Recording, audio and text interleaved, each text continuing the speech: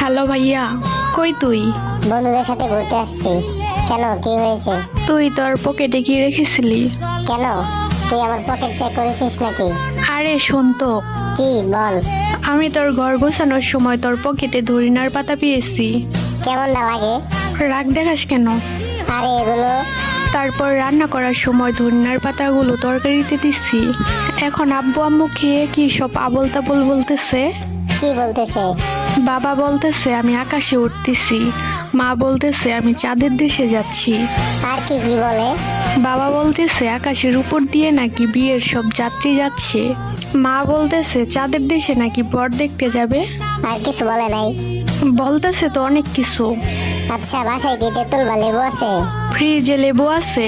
কেন, লেবু দিয়ে কি হবো? তুই দুইজনকে লেবু খাওয়া। কিন্তু কেন? বেশি কথা বলিস না, যা বলতেছি তাই কর। আমি বাসায় আসতেছি। আচ্ছা ঠিক আছে, তাড়াতাড়ি আয়। আসতেছি।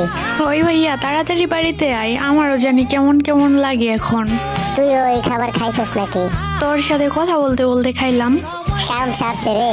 আচ্ছা তুই লেবু খা, আমি আসতেছি।